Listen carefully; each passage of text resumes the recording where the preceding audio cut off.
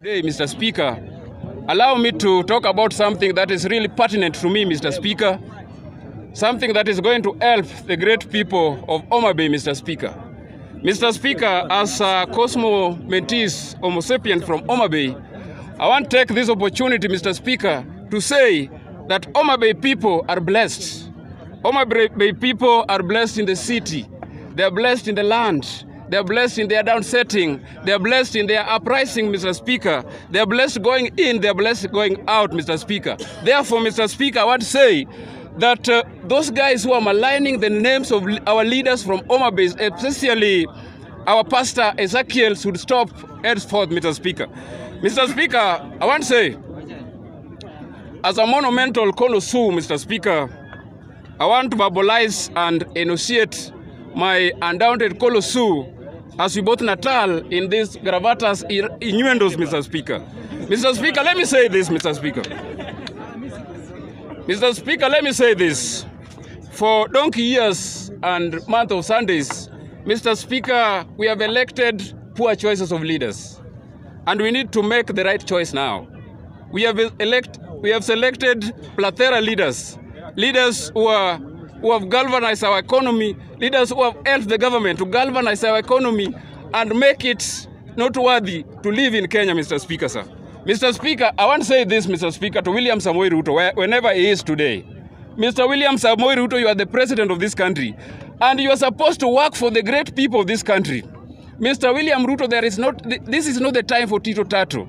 This is not the time for palaver. This is not the time to indulge in endeavor. This is not the time to indulge in carcass, Mr. William Samoei Ruto. This is the time to work for this great nation, the people of this great nation, and ensure that you fulfill the promise that you gave in your Kenya Kwanza policies, Mr. Speaker. Mr. Speaker, I want to say this. Before I talk about this matter that we have here, Mr. Speaker, there is something called consanguinity. In this government, if you don't have consanguinity with the government, and if your nomenclature is not Kiprui, Mr. Speaker, sir, you are not going to get job opportunity, Mr. Speaker, sir. Mr. Speaker, if you look at the energy sector now, Mr. Speaker, sir, Mr. Speaker, sir, we have cabinet secretary called David Chirchir. That is the cabinet secretary, nomenclature Chirchir from Kalenjin. Mr. Speaker, there is Kenjen from Kalenjin. There is Kenya Power, Kalenjin. There is Kenya Power, Kalenjin. That is MD from Kenya Power. There is EPRA, Kalenjin, Mr. Speaker, sir. GSU, Kalenjin. Order, please. And Mr. Speaker, CBK governor is Kalenjin. Mr. Speaker, what is that, Mr. Speaker? Mr. Speaker is the speaker on the floor. Okay, thank you. The right decorum for this Bunge LA Mwananchi. We know the meaning of Bunge. Okay. What is this guy behind you doing? Mr. Speaker, I've just requested him to be there, Mr. Why? Speaker. Because follow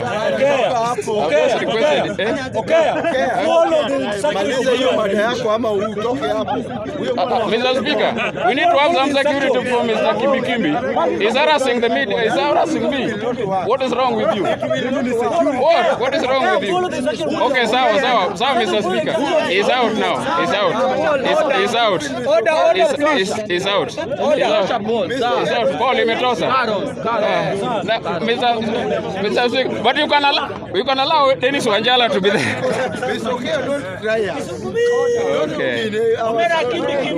Mr. Kimbi is really making a lot of noise here. And I was doing something very good here, Mr. Speaker. And I was saying, Mr. Speaker, for me to wind up, in the next 30 days, if you look at the number of people that we have in that negotiation table, Mr. Speaker, there is nothing that is going to take place there. After 30 days, Mr. Speaker, sir, we are going to have demonstration. And we are going to demonstrate until William Samoei Ruto is not the president of this country and will install Raila Amolo Odinga as the president of this country. Mr. Speaker, sir, I beg to rest my case, Mr. Speaker, sir.